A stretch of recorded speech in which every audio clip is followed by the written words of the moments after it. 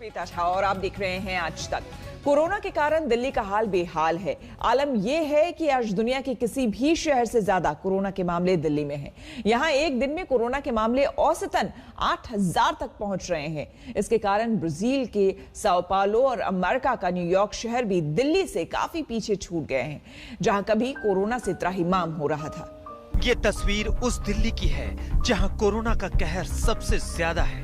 ये तस्वीर उस दिल्ली की है जहां कोरोना का संक्रमण दुनिया के तमाम देशों से कहीं ज्यादा, बहुत ज्यादा है। इसलिए दिल्ली आज कोरोना से निर्णायक लड़ाई के लिए हर जद्दोजहद में जूझ रही है। बावजूद इसके कि दिल्ली आज कोरोना के सबसे खतरनाक दौर से गुजर रहा है। दिल्ली सरकार को लगता है कि तबाही के बुरे दिन निकल चुके हैं। एब्सोल्यूट नंबर्स में परेशान होने की इतनी बात नहीं है। मैं डेफिनेटली आपसे कह सकता हूं कि दिल्ली की जो थर्ड वेव है, फर्स्ट वेव जून में आई थी, सेकेंड वेव सितंबर में आई थी और थर्ड वेव ये जो नवंबर में चल रही है, इसका पीक तो जा चुका है। आप डेली की पॉजिटिविटी देखते रहिएगा। अगर पॉजिटिविटी 15% एक दिन आई थी, वो दोबारा टच नहीं कर पाई है। 15 से डेफिनेट टर्न आने के लिए हफ्ता चाहिए होता है। आज मैं कह सकता हूं, डेफिनेटली आपसे कह सकता हूं कि डेफिनेटली वेव का जो पीक था, पीक इज गॉन। अब धीरे धीरे सरकार के दावे के विपरीत अभी तो आलम यह है कि कोरोना के वायरस दिल्ली में जितना फैल रहे हैं उतना दुनिया के किसी शहर में कभी भी नहीं रहे। नवंबर का ये महीना कोरोना वायरस की उछाल के लिहाज से दिल्ली के लिए काफी बुरा है। इतना बुरा कि उतना ना न्यूयॉर्क के लिए कभी था और ना ही ब्राजील के शहर साओ पाउलो के लिए। दिल्ली में 11 नवंबर को कोरोना मरीजों की संख्या 8593 हो गई। ये संख्या अब तक का वर्ल्ड रिकॉर्ड है। इससे पहले 13 अगस्त को साओ पाउलो में कोरोना के 7063 मरीज सामने आए थे। तीसरे नंबर पर अमेरिका का न्यूयॉर्क है। आप याद कीजिए, अप्रैल में जब कोरोना न्यूयॉर्क तांडव मचाने लगा तो सबसे ज्यादा आधुनिक तकनीक के उस देश के भी हाथ पांव फूलने लगे थे। 2.2 million deaths, 2.2 million people from this. And so if we could hold that down, as we're saying, to 100,000, it's a horrible number. Maybe even less, but to 100,000. So we have between 100 and 200,000. We all together. अगर corona के बढ़ते मरीजों की संख्या देखें तो नवंबर में 8 बार ऐसा हुआ कि सबसे ज्यादा कोरोना मरीजों की संख्या दुनिया के किसी भी शहर की तुलना में दिल्ली में दर्ज हुई। 6 नवंबर को दिल्ली में 7178 मामले आए। 14 नवंबर को 7300, 8 नवंबर को 7745, 13 नवंबर को 7802, 10 नवंबर को 7830 और 11 नवंबर को 8503।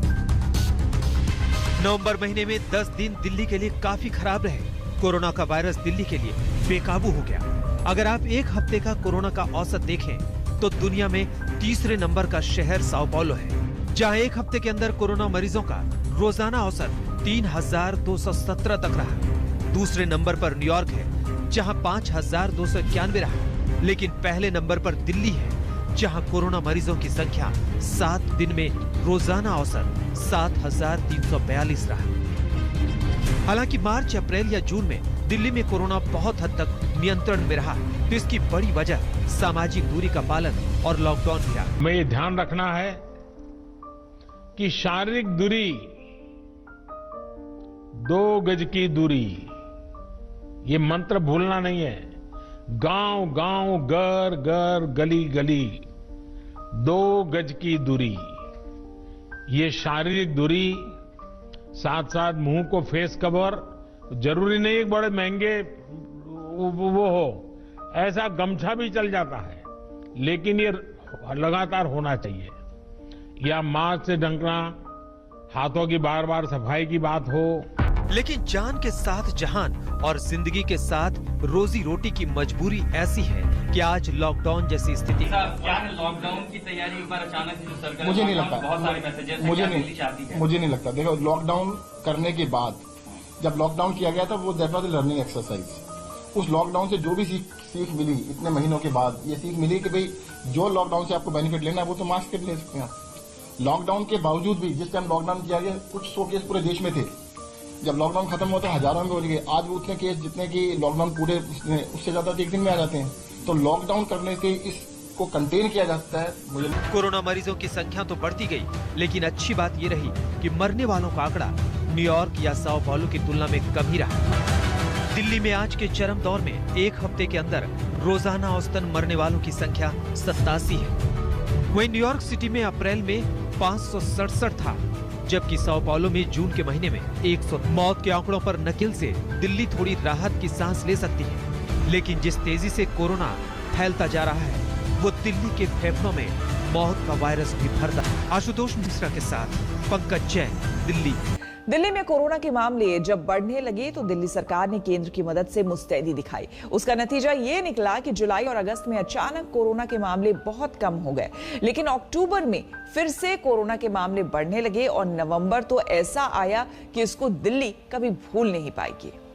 एक तो त्योहार, उस पर से प्रदूषण की मार, और इन दोनों के बीच से तेजी से उछाल भरता कोरोना का वायरस।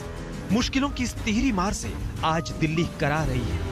आज आलम यह है कि दुनिया में कोई ऐसा शहर नहीं जहां दिल्ली जैसा कोरोना का प्रकोप हो। अब यूपी में टेस्ट नहीं हो रहे, यूपी वाले दिल्ली का एड्रेस देके टेस्ट करा रहे हैं, दिल्ली आते हैं हमारे अस्पतालों में टेस्ट कराते हैं, तो इसका इस झगड़े में पड़ने की आवश्यकता नहीं है। जो फैक्ट है तो फैक्ट है। सर, लेकिन मौत हो रही क्या इलाज में कहीं नहीं, परसेंटेज ऑफ जो डेथ है वो 1% के करीब है। WHO भी ये कहता है अगर 1% है तो बहुत ही अच्छा है। केंद्र सरकार का कहना है तो अभी जो डेथ चल रही है लगभग 1% चल रही है। दिल्ली में कोरोना का कहर किस कदर बरपा है, इसका अंदाजा आप इस बात से लगा सकते हैं कि इस नवंबर में हर घंटे 4 लोगों की मौत हो रही है। इस नवंबर में 15 दिन में ही 1103 लोग जान गंवा चुके हैं। अकेले रविवार को ही 95 लोगों की मौत हुई। एक दिन में मौत का ये तीसरा सबसे बड़ा आंकड़ा है, और ये संख्या तब है जब दिल्ली सरकार का कहना है कि दिल्ली में कोरोना की तीसरी लहर उतर चुकी है और लॉकडाउन की कोई जरूरत नहीं। जून के अंदर पॉजिटिविटी 37% एवरेज थी, वीकली एवरेज 37% थी। आज जो मैक्सिमम गई है वो एक दिन की जो मैक्सिमम थी 15% गई है। तो पॉजिटिविटी जो है सबसे ज्यादा मेजर इंडिकेटर होता है पॉजिटिविटी। सेकेंड वेव के अंदर भी 12-13%, 14% गई थी। थर्ड वेव के अंदर मैक्सिमम 15 तक गई है। अब धीरे धीरे दिल्ली में स्वास्थ्य मंत्री का दावा अगर सही निकल जाता है कि कोरोना का कहर कम हो रहा है तो दिल्ली राहत की सांस ले सकती है। लेकिन हालात कितने गंभीर हैं, इसका अंदाजा आप इस बात से लगा सकते हैं कि पिछले 15 दिनों में दिल्ली में हर 2 दिन में औसत 147 लोगों की जान जा रही है। अगर रविवार को 95 लोगों की मौत हुई तो शनिवार को 96 लोगों की, जबकि सबसे ज्यादा आंकड़ा पिछले गुरुवार को गया जब दिल्ली में सबसे ज्यादा 104 लोगों की मौत हुई थी। दिल्ली में कोरोना से अब तक 7,614 लोगों की जान जा चुकी है, यानी कोरोना से देश की राजधानी में मृत्यु दर 1.5% है। दिल्ली में कोरोना का पहला मामला 2 मार्च को आया था। इसके बाद अप्रैल में हर रोज 2 लोगों की जान जा रही थी। मई में हर रोज 13 से ज्यादा लोगों की मौत हुई थी। जून में जबरदस्त उछाल आया जब रोजाना औसतन 75.6 लोग अपनी जान गंवाने लगे। जुलाई में मौत का आंकड़ा तेजी से नीचे गिरा और वो 39.3 लोग प्रतिदिन पर पहुंचा। अगस्त का महीना और बेहतर हुआ जब रोजाना मरने वालों की संख्या 15.5 तक गिर गई। अगस्त में कोरोना में कमी तो आई, लेकिन उसके बाद फिर से ग्राफ बढ़ने लगा। अक्टूबर में त्योहार का मौसम आया तो हालात और खराब हुए। धीरे धीरे आलम यह हो गया कि कोरोना के वायरस दिल्ली के आसमान में मौत बरसाने वाले बादल की तरह घूम। आशुतोष मिश्रा के साथ पंकज जैन, दिल्ली, आज तक। नीतीश कुमार सरकार की चौथी पारी की शुरुआत कर चुके हैं। कल 2 डिप्टी सीएम के साथ नीतीश कुमार ने 7वीं बार बिहार के मुख्यमंत्री पद की शपथ ली। इस शपथ के साथ ही नीतीश कुमार ने साबित कर दिया कि जनादेश में भले ही वो थोड़ा पीछे हो मगर सत्ता उनकी ही है। आज दिन में 11 बजे नीतीश कैबिनेट की पहली बैठक। बिहार की राजनीति के धुरी बन गए नीतीश कुमार और उनके चाहने वाले या न चाहने वालों ने भी कभी नहीं सोचा होगा कि समय ऐसी तस्वीरें भी दिखाएगा। जब साल 2000 में 7 दिन के लिए मुख्यमंत्री बने नीतीश कुमार 7वीं बार मुख्यमंत्री पद की शपथ लेंगे। राजभवन का मंच सजा था, मंच पर राज्यपाल की मौजूदगी थी। समारोह में बीजेपी के अध्यक्ष जगत प्रकाश नड्डा थे, गृह मंत्री अमित शाह थे। एनडीए के छोटे बड़े नेताओं की मौजूदगी में नीतीश कुमार ने 7वीं बार मुख्यमंत्री पद की शपथ लेनी शुरू की। राज्यपाल ने उन्हें शपथ दिलाई।